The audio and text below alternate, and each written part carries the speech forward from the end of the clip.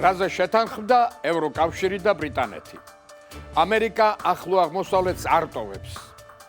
ევროპა საიმიგრაციო კანონებს ამკაცრებს. რომის პაპი ჩვენს ლიდერების რუბრიკაში. სულ რამდენიმე წამში მოგიყვებით, მე ნუგზარ რუხაძე ვარ.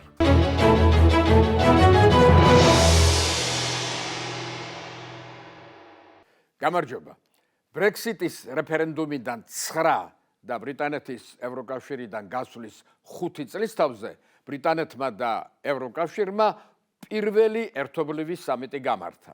სამიტის მნიშვნელობის ხაზგასასმელად შეკრებაში ევროკავშირის ხელმძღვანელობის ყველა წევრმა მიიღო მონაწილეობა. ლონდონს ევროკომისიის მეთაური ურსულა ფონ დერ ლაიენი, ევროსაბჭოს პრეზიდენტი ანტონიო კოშტა და საგარეო საქმეთა ევროკომისარი კაია კალასი ეწვივნენ. სამიტზე არაერთ შეთანხმებას მოეწერა ხელი, რომელიც მთელი წლის განმავლობაში მზადდებოდა. ევროკავშირსა და ბრიტანეთს შორის ბევრი გადაუწყვეტელი საკითხი დაგროვდა. მხარეებს შორის ერთგვარი უკმაყოფილებაც სუფევდა, რაც იმან გამოიწვია, რომ ბრექსიტის შესახებ მოლაპარაკება წერილობითი შეთანხმების გარეშე დამთავრდა. რაც შეეხება ბრიტანეთის პრემიერ-მინისტრს, მისი ერთ-ერთი საარჩევნო დაპირება სწორედ ევროკავშირთან ურთიერთობის აღდგენა იყო. ულტრამემარჯვენეებმა და კონსერვატორებმა სამიტზე მიღწეული შეთანხმებები გააკრიტიკეს, თუმცა არც ისე ხმამაღლა.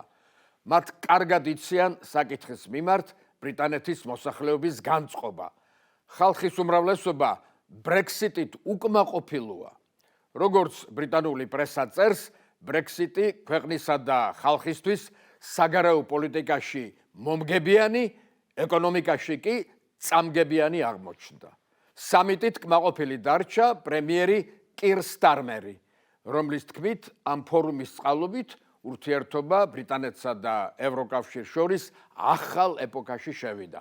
დადგა დრო წინ გავიხედოთ, დავასრულოთ პოლიტიკური დაპირისპირება და საღი აზრის გამოყენებით პრაქტიკული გამოსავალი ვიპოვოთ, რაც ბრიტანელი ხალხის ცხოვრებას გააუმჯობესებსო, განაცხადა ქვეყნის პრემიერ-მინისტრმა. სამიტზე ხელი მოეწერა ბრიტანეთ-ევროკავშირის მეგობრობის პაქტს, რომელიც ფორუმის მონაწილეებმა შეკრების უმნიშვნელოვანეს მოვლენად მიიჩნიეს, თუმცა ევროპულ მასმედიაში ითქვა, რომ ეს კომპრომისული დოკუმენტი მხარეებისთვის ერთდროულად მომგებიანიცა და წამგებიანიც.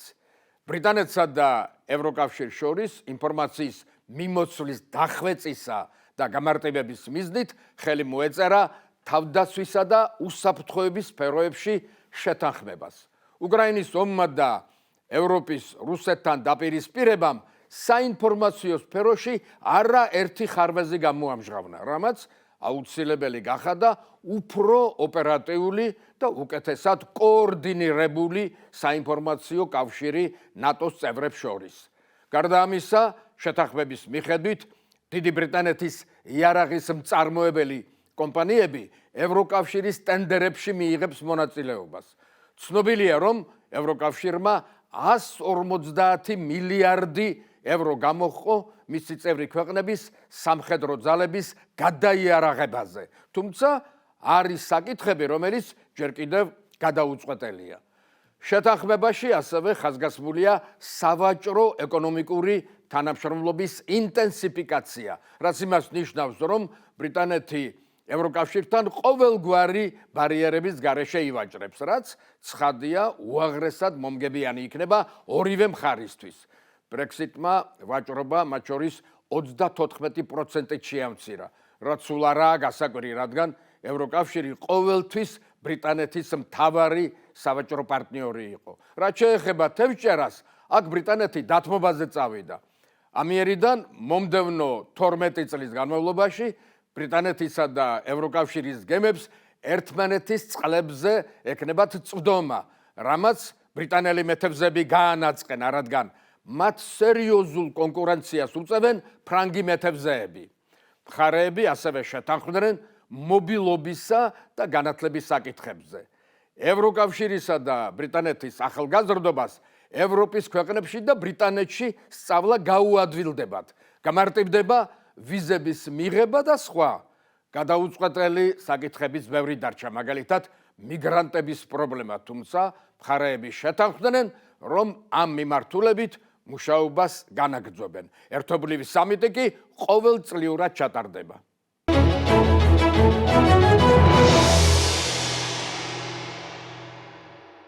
ახლო აღმოსავლეთში 4დღიანი ტურის ფარგლებში ამერიკის პრეზიდენტი დონალდ ტრამპი საუდის არაბეთს, კატარსა და არაბთა გაერთიანებულ საამიროებს ეწვია. თუ არ ჩავთვლით რომის პაპის ფრანცისკეს დაკრძალვას, ეს ამერიკის პრეზიდენტის პირველი უცხოური ვიზიტია. ტრამპს ადმინისტრაციის წევრების გარდა ცნობილი ბიზნესმენები ილონ მასკი, BlackRock და Blackstone კომპანიების ხელმძღვანელები ახლდა. ტური საუდის არაბეთში დაიწყო, სადაც ტრამპი ქვეყნის უფლისწულს მუჰამედ ბინ სალმანს შეხვდა. შემდეგ კატარს და არაბთა გაერთიანებულ საამიროებს ეწვია. ამერიკის პრეზიდენტის ამ ახლო აღმოსავლურ ვოიაჟში განსაკუთრებით შესამჩნევი იყო სპარსეთის ყურის მონარქთა მეფური მასპინძლობა. თითქოს ერთმანეთს ეჯიბრებოდნენ სტუმართ მასპინძლობაში. სტუმარიც უხვად არიგებდა მასპინძელთა ქებადიდებას. დონალდ ტრამპს თითქოს სხვისი სიმდიდრე არ უნდა სცემოდა თვალში, მაგრამ გულწრფელად აღტაცებული იყო იმით, რაც ნახა. საუბრებში არაორაზროვნად გამოშვებოდა ტრამპის ფინანსურ-ეკონომიკური დაინტერესება. როგორც ნამდვილი ბიზნესმენი, ის სარფიანი გარიგებების მიღწევას ცდილობდა და მართლაც ამ ხრივ ვიზიტი დიდად წარმატებული აღმოჩნდა. როგორც თავად ტრამპმა აღნიშნა, ჯამში $1 ტრილიონ მეტი ღირებულების ხელშეკრულებები გაფორმდა. საუდის არაბეთში მხარეებმა სამხედრო სფეროში $142 მილიარდიან შეთანხმებას მოაწერეს ხელი, რომელიც საუდის არაბეთისთვის ულტრათანამედროვე სამხედრო ტექნიკის მიწოდებას გულისხმობს. აღსანიშნავია, რომ ეს ყველაზე მსხვილი სამხედრო კონტრაქტია, რომელიც ოდესმე ქვეყნებს შორის დადებულა. საუდის არაბეთის უფლისწულმა განაცხადა, რომ მისი ქვეყანა $600 მილიარდი ოდენობის ინვესტიციას გეგმავს ამერიკაში, რომელიც ენერგეტიკის, მაღალი ტექნოლოგიების, ჯანდაცვისა და ინფრასტრუქტურის სექტორებს ეხება. რაც შეეხება კატარს, ამერიკისგან $41 მილიარდი ღირებულების სამხედრო ტექნიკა შეიძენს და $10 მილიარდ დახარჯავს ამერიკის ალ-უდეიდის საჰაერო ბაზის გაფართოებასა და მოდერნიზაციაზე.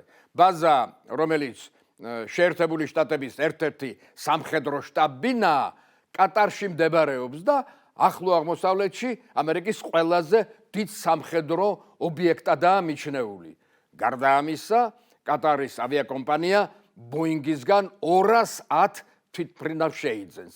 ტრამპმა არაბთა გაერთიანებულ საამიროებთანაც დიდ საინვესტიციო ხელშეკრულებას მოაწერა ხელი ხელოვნური ინტელექტის კამპუსისა და ჩიპების წარმოების მშენებლობის მიმართულებით, რაც $1 ტრილიონ 400 მილიარდი ოდენობის ინვესტიციას გულისხმობს.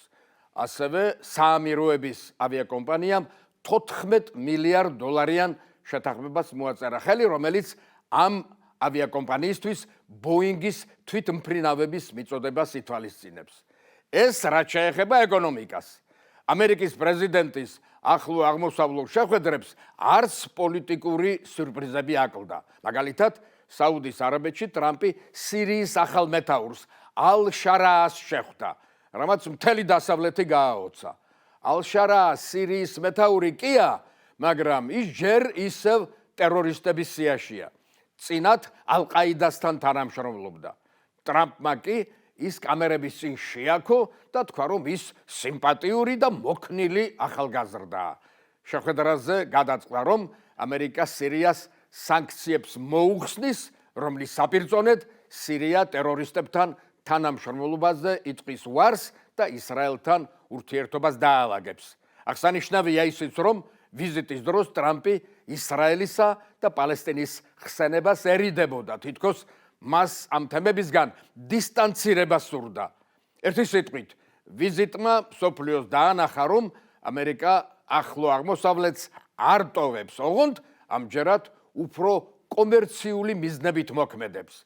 ვიზიტმა ისიც აჩვენა, რომ ამერიკა ზოგ ფუნქციას რეგიონის ორ ლიდერს, საუდის არაბეთსა და თურქეთს უთმობს, როგორც რეგიონის ზედამხედველებს.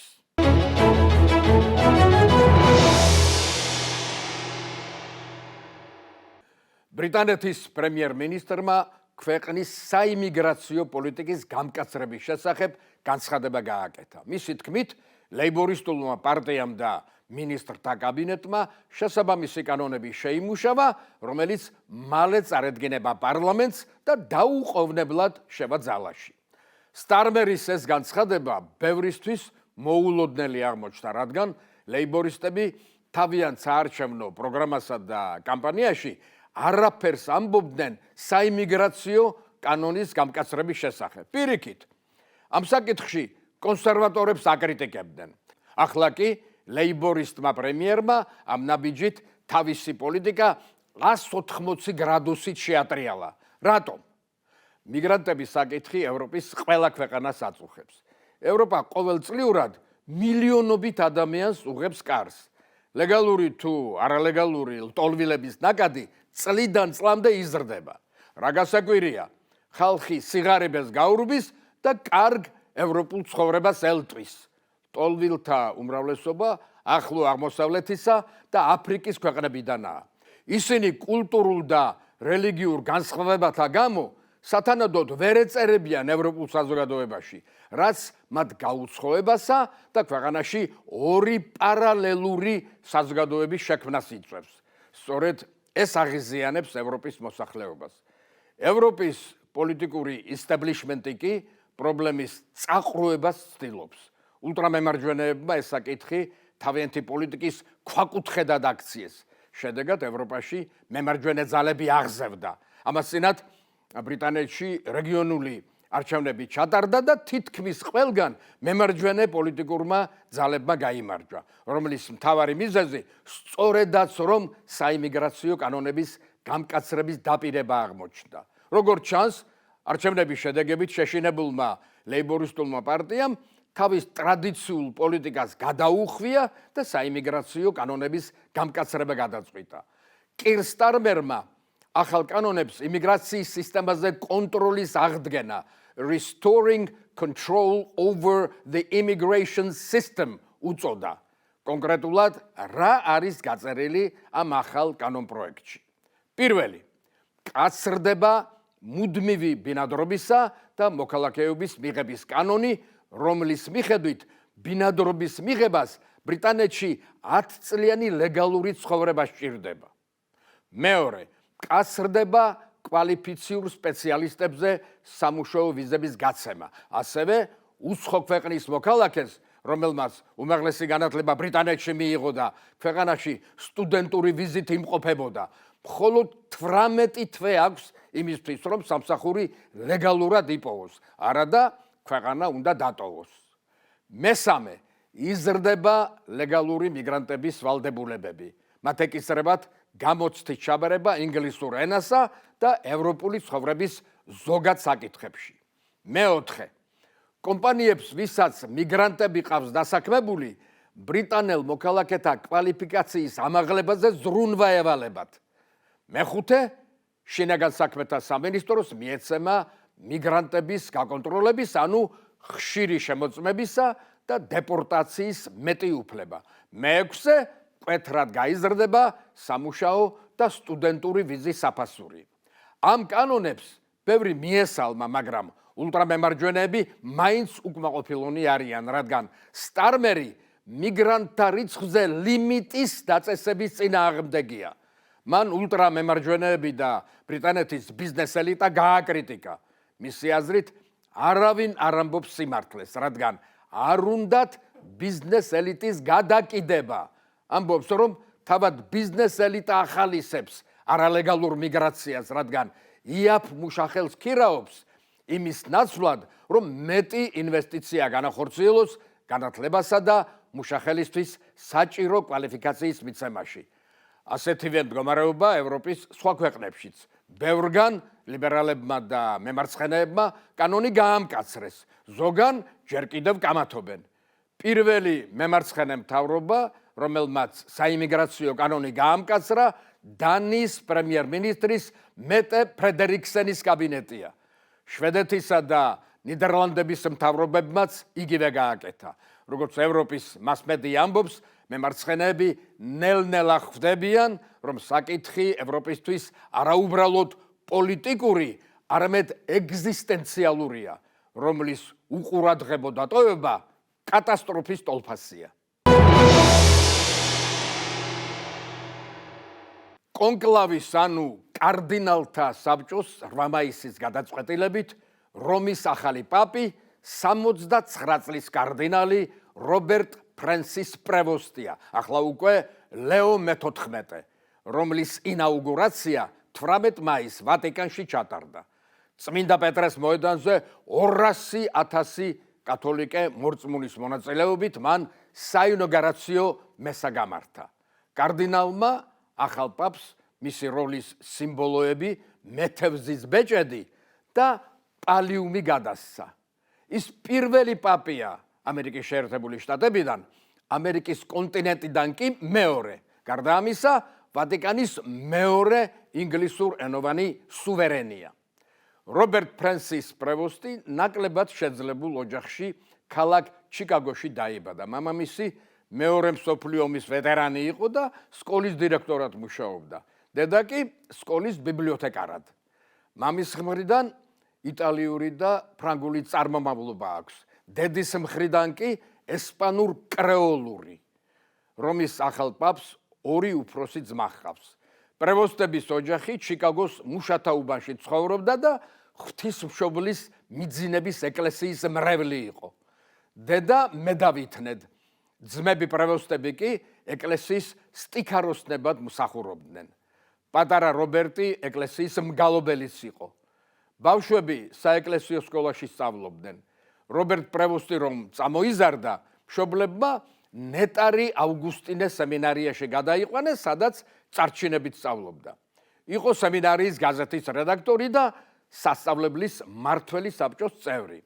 1977 წელს ბაკალავრის ხარისხი მოიპოვა მათემატიკის დარგში.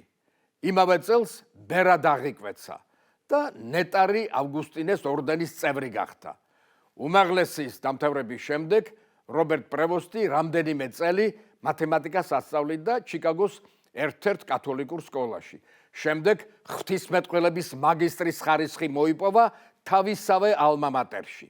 1982 წელს ნეტარი ავგუსტინეს ორდენმა 27 წლის პრევოსტი სასწავლებლად რომში, თომა აკვინელის პონტიფიკალურ უნივერსიტეტში გაგზავნა, სადაც კანონიკურ სამართალში დაიცვა დიპლომი. იმავე წელს რომში მღვდლად აკურთხეს. 1985 წელს რობერტ პრევოსტი პერუში ნეტარი ავგუსტინეს ორდენის მსახურებას შეუდგა. 1987 წელს რომში ისევ თავის ალმა-მატერში დოქტორის ხარისხი მოიპოვა და 1 წლით მშობლიურ ქალაქ ჩიკაგოში დაბრუნდა, სადაც ნეტარი ავგუსტინეს ორდენის ქალაქის ხელმძღვანელის პოსტი დაიკავა. 1988 წელს რობერტ პრევოსტი პერუში დაბრუნდა და ქალაქ ტრუხილიოში შეუდგა საეკლესიო სამსახურს, სადაც სხვადასხვა დროს სხვადასხვა ადმინისტრაციული და სასულიერო თანამდებობები ეკავა ეპარქიაში. იგი პერუს ყველა კუთხეში გადაგებდა. ტრუხილიოს მოსახლეობას ძალიან შეუყვარდა თავმდაბალი და ყურადღებიანი პადრე რობერტო. პადრე მათ დასაცავად უშიშრად აკრიტიკებდა მთავრობას. 1998 წელს რობერტ პრევოსტი ამერიკაში დაბრუნდა, სადაც თავისი მშობლიური შტატის ილინოის ავგუსტინეს ორდენის მეთაურად გაამწესეს. 2000 წელს მისი სახელი ერთ სკანდალს დაუკავშირდა. რობერტ პრევოსტმა მღვდელ ჯეიმს რეის ნეტარი ავგუსტინეს მონასტერში ცხოვრების ნება დართო. მანამდე ჯეიმს რეის რელიგიური სამსახურის უფლება შეჩერებული ჰქონდა, რადგან სასულიერო სემინარიის მოსწავლეთა მიმართ სექსუალურ ძალადობაში იყო შემჩნეული. 2001 წელს რობერტ პრევოსტი ვატიკანში გადავიდა, რადგან კათოლიკური ეკლესიის ნეტარი ავგუსტინეს ორდენის ხელმძღვანელად დანიშნეს. ამ თანამდებობაზე ის 2014 წლამდე მუშაობდა. ამ ხნის განმავლობაში მან თითქმის მთელი მსოფლიო მოიარა. მოგზაურობის დროს ბუენოს აირესის მთავარეპისკოპოსი ხორხე მარიო ბერგოლიო გაიცნო, რომელიც შემდეგ რომის პაპი ფრანცისკე გახდა. 2014 წელს პაპმა ფრანცისკემ პრევოსტი პერუს ქალაქ ჩიკლაიოს ეპისკოპოსად აკურთხა. 2018-20 წლებში მას სხვადასხვა მნიშვნელოვანი სასულიერო თანამდებობა ეკავა. 2023 წელს პაპმა პრევოსტი რომში გამოიძახა, კარდინალად აკურთხა და ეპისკოპოსთა დიკასტერიის პრეფექტად დანიშნა, რომელიც ეპისკოპოსებს ამწესებს მსოფლიოს ყველა კუთხეში. ის ასევე ლათინური ამერიკის პონტიფექსის კომისიის პრეზიდენტიც გახდა. პაპ ფრანცისკეს გარდაცვალების შემდეგ, კონკლავის დაწყებამდე, რომის პაპის თანამდებობაზე ასარჩევად რობერტ პრევოსტის კანდიდატურა არც კი განიხილებოდა, რადგან ის არც ლიბერალურ და არც კონსერვატულ ბანაკში არ მოიაზრებოდა.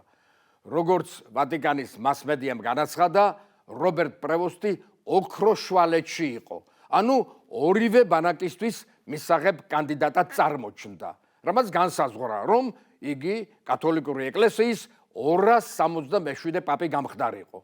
რომის პაპებს ერთი საინტერესო ტრადიცია აქვთ. ახალ სახელს რომ ირჩევენ, ამით იმაზე მიანიშნებენ, თუ როგორი პოლიტიკის გატარება სურთ მომავალში. როგორც ვატიკანის პრესა წერს, რობერტ პრევოსტმა იმიტომ აირჩია სახელი ლეო, რომ ლეო მე-13-ის პოლიტიკის გამგრძელებელი სურს იყოს. ლეო მე-13 მე-19 საუკუნის ბოლოს მოღვაწეობდა.